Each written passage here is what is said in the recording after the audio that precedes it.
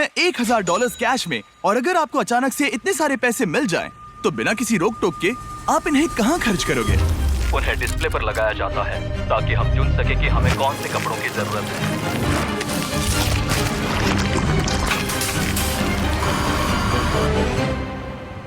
Uganda के rural इलाकों के लाखों लोगों के लिए ये पैसे अलग तरह से इस्तेमाल किए जा सकते हैं।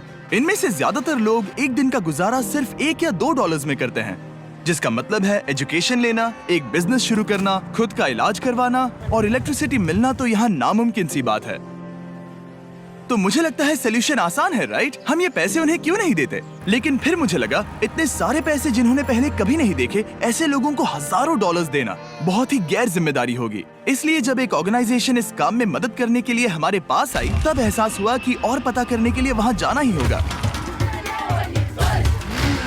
युगांडा एक खूबसूरत देश है और ये कुछ कमाल के लोगों से भरा हुआ है। पर जब भी पहली बार गिव डायरेक्टली इस प्रोग्राम के बारे में मेरे पास आए, तब मेरी शुरुआती रिएक्शन ये थी कि ये एक बहुत बुरा आइडिया है। मुझे लगा कि पूरे 1 साल की तनख्वाह जितनी रकम ऐसे लोगों को देना जो भयंकर गरीबी में जी रहे हैं, इसका अंजाम आखिर में बहुत भयानक हो सकता है। गिव डायरेक्टली एक स्ट्रिक्ट सिलेक्शन प्रोसेस के जरिए सबसे ज्यादा जरूरतमंद गांव की पहचान करते हैं और हर एक परिवार को साइन अप करवाते हैं।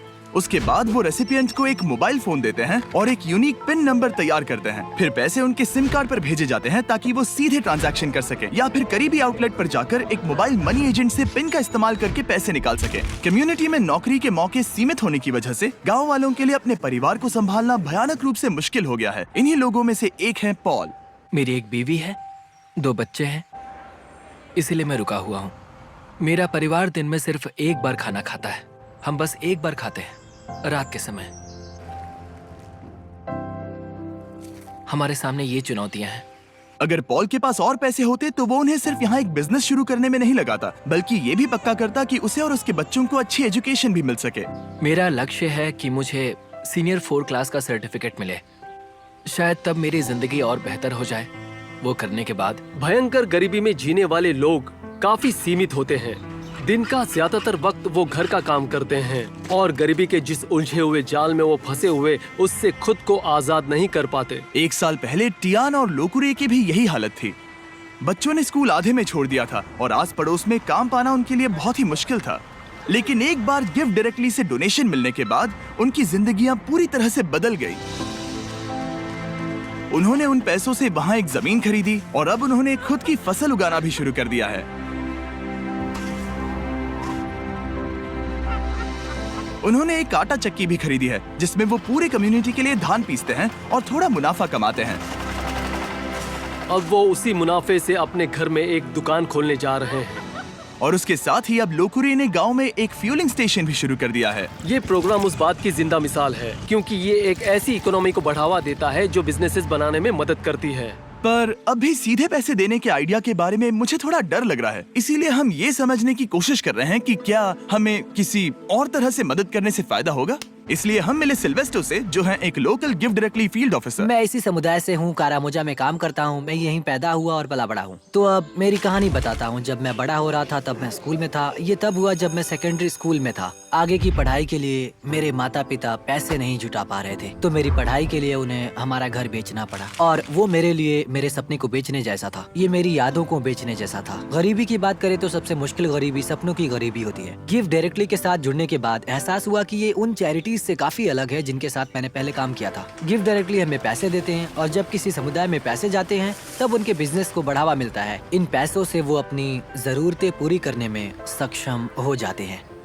लोग यहाँ गरीबी की चपेट में हैं, इसलिए नहीं कि वो कोशिश नहीं करते या फिर वो काबिल नहीं है। वो इसलिए गरीबी में फंसे हुए हैं क्योंकि यहाँ मौके कम है। इन्हीं लोगों में से एक हैं जोसेफ, इस गांव के मुखिया। कुछ लोगों की जमीन है पर वो बहुत दूर है, इसीलिए हमें कुछ पैसों का इंतजाम करके कहीं और जाकर जमीन खरीदने की जरूरत है। हम घास से घरों को बनाते हैं जिसे दीमक बहुत तेजी से खा भी सकते हैं और वो घर ज्यादा दिन टिक नहीं पाते। और अगले साल फिर से वही चीज, घरों को तोड़ो, फिर से बनाओ या फिर उन्हें ठीक करते जाओ। पर घर उन कई समस्याओं में से एक है जिसका ये गांव सामना करते हैं। भूखमरी, गरीबी और एजुकेशन की कमी गंभीर रूप से इस पूरे कम्युनिटी को पीछे ढकेल रही है। गांव को संभालने के अलावा भी जोसेफ पर एक और बोझ है। जोसेफ को कुछ सीरियस हेल्थ कॉम्प्लिकेशंस भी हैं। कुछ साल पहले इन्हें एक स्ट्रोक आया था जिससे ये कमजोर पड़ गए हैं और पैसे ना होने के कारण हेल्दी रहने के लिए इन्हें जिन दवाइयों की जरूरत है उन्हें खरीद नहीं पा रहे हैं। यहाँ पर जीना बहुत मुश्किल है। पता नहीं मैं बच पाऊंगा या फिर नहीं। मैं सच में नहीं जानता क्यों स्ट्रोक एक बहुत ही गंभीर बीमारी है। क्या पता, मैं नहीं जानता।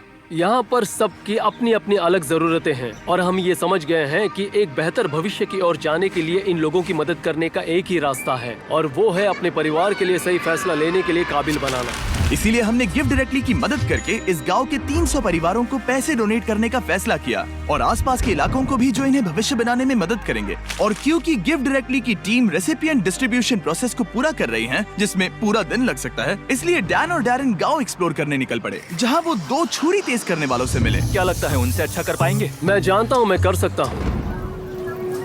चलो डैरेन, तुम कर सकते हो। देखो इसे ऐसे ऐसे पकड़ो और फिर ऐसे करो, ऐसे।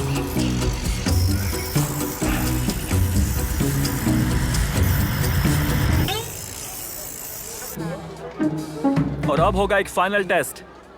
क्या वो मुर्गी लाने वाले हैं? नहीं नहीं, वो मुर्गियों को बिल्कुल नहीं लाने वाले। यहाँ पर भीड़ इकट्ठा हो गई है। हम देखने वाले हैं कि किसने सबसे अच्छी धार लगाई है। अगर वीडियो को पीछे करोगे तो देख पाओगे कि चाकू को धार लगाते वक्त कोई तो डैरेन की मदद कर रहा था और मैंने अकेले ही पूरी मेहनत की है। पहले एक प्रोफेशनल करके दिखाएंगे। हाँ ठीक है। और अब डैन और डैरेन की बारी थी। मैं हूँ चैंपियन। हाँ तुम ही तुम एक चैंपियन। चैंपियन हो। हार माननी नहीं थी, इसीलिए डैरेन ने बदला लेने की कोशिश की। अफ्रीका में चारों ओर अपने सर पर सामान रख कर ले जाना एक आम सी बात है। डैन और मैं वो करने की कोशिश करेंगे। बाप रे। तैयार? नहीं नहीं, रुको। तुम ठीक हो? क्या तुमने हाथ हटा दिए? हाँ। तुम ये कैसे कर रहे हो? ठीक है। तैयार हो? ओ, मैं जीत गया। अरे यार, ओके। डैरेन इस बार जीत गया, पर इसका बैग। तुम ये कैसे कर रहे हो?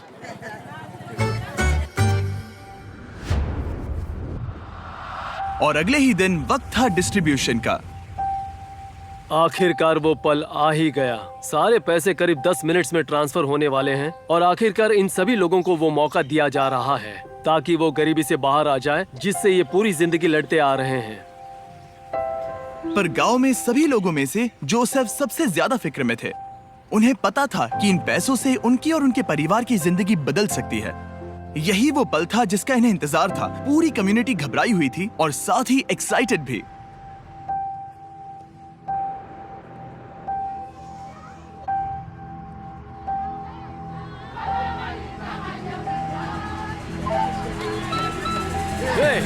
यस।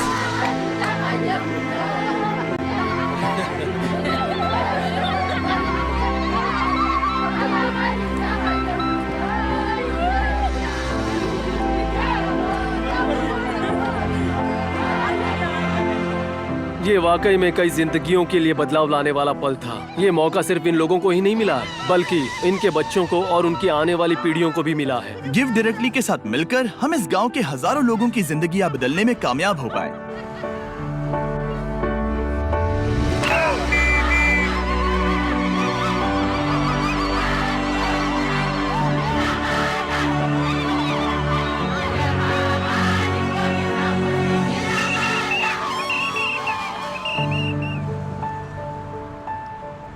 वो टेक्स्ट मैसेज मिलने के बाद अब वक्त था इन रेसिपिएंट्स के पैसे निकालने का। पिछले कुछ सैकड़ों सालों से इन लोगों को मौका ही नहीं मिल पाया था, लेकिन अब आगे जाकर उन्हें वो मौका मिलेगा। इतिहास की वो पूरी श्रृंखला टूट चुकी है और अब वो अपने लिए ही नहीं बल्कि आने वाली सभी पीढ़ियों के लिए भी एक मजबूत भविष्य उभार सकते हैं।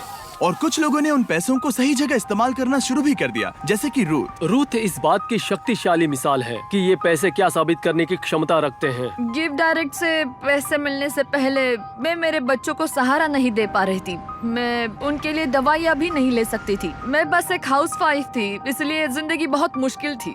पर ऐसे हालातों के बाद भी रूथ ने गिव डायरेक्टली से मदद लेकर अपने सपने पूरे करने की ठान ली थी। उसे अपने उन सपनों को पूरा करने का मौका दिया गया था जिससे ये अपने आप को और अपने बच्चों को एक उज्जवल भविष्य की राह पर ले गई। अब वो अपने अंदर के बिजनेस की स्किल्स के जरिए खुद में सुधार लाने के काबिल बन चुकी है, जिससे बाद में उसके समुदाय में भी सुधार आएगा। अब मैं मेरे परिवार की जरूरतें पूरी कर सकती हूँ और फिलहाल जिंदगी बहुत आसान है। अब ये पहले जैसे बिल्कुल भी नहीं है। पर रूथ ऐसी अकेली नहीं है जिसने अपने पैसों से कुछ कमाल का शुरू किया है। मिलिए आयुमा से। इन्होंने अपनी पूरी जिंदगी एजुकेशन में लगा दी है। सालों कड़ी मेहनत करके एक एक पैसा जोड़ने के बाद इन्होंने जमीन खरीदने के लिए पैसे इकट्ठा कर लिए और गिफ्ट डायरेक्टली से मिले पेमेंट की मदद से ये यहाँ बना पाई कुछ क्लासरूम्स, टॉयलेट्स और यहाँ तक कि इन्होंने 7 टीचर्स भी रख लिए और आज इस स्कूल में 200 से भी ज्यादा बच्चे पढ़ रहे हैं। उन पैसों से इस कम्युनिटी में एक बहुत जरूरी फार्मेसी भी बनाई गई, हजारों स्टूडेंट्स की स्कूल फीस और यूनिफॉर्म्स के लिए मदद भी की गई, यहाँ तक कि सैकड़ों परिवारों के लिए घर भी बनाए गए। और ये पैसे कैसे खर्च किए गए उसके बस ये कुछ ही एग्जाम्पल्स हैं। जब भी इन लोगों को छोटे से छोटा मौका दिया गया, इन्होंने उसे ले लिया और वो तुरंत ही काम पर लग गए, ये जानकर कि अभी उनके पास एक ऐसा मौका है जो उन्हें पहले कभी नहीं मिला था। और ये मेरी पूरी जिंदगी के सबसे इंस्पायरिंग और मोटिवेटिंग बातों में से एक भी हो सकता है। ट्रिप को पूरा करने के लिए डैरेन और स्कूल देखने चला गया, जो कि गिफ्ट डायरेक्टली की मदद से अपने स्टूडेंट्स की संख्या को 650 से लेकर पूरे 980 तक ला पाया, वो भी एक हफ्ते में, क्योंकि अब उनके पेरेंट्स फीस भी दे सकते हैं और यूनिफॉर्म्स भी खरीद सकते हैं।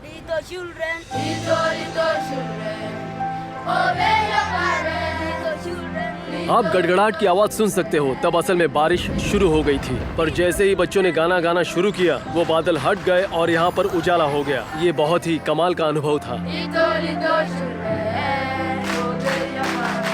गिफ्ट डायरेक्टली ने साबित कर दिया कि हमारा शुरुआती शक बेबुनियाद था और ऐसे कई नए आइडियाज हैं जिनके बारे में सोचकर हम एक साथ एक उज्जवल भविष्य की रचना कर सकते हैं। पर और काम बचा है, इसीलिए हम गिफ्ट डायरेक्टली के साथ मिलकर और एक गांव को पैसे देने वाले हैं जो बस 1 मील दूर है। अगर मदद करनी है तो डोनेट बटन दबाइए या giftdirectly.org/beast पर जाइए ताकि हम और युगांडन्स की मदद कर सकें।